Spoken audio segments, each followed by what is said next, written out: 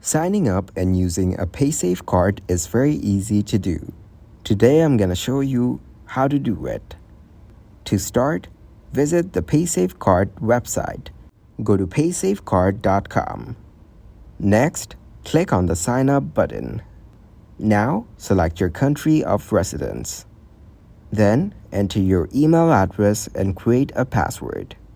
Then, enter your personal information, including your name, date of birth, and address.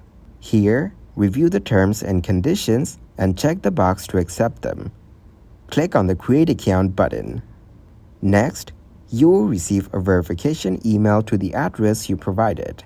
Click on the verification link in the email to activate your account. Also, you can purchase physical vouchers from authorized retailers or online. Then, locate the 16-digit PIN code on the back of the voucher. Log in to your Paysafecard account. Next, click on the My Account menu.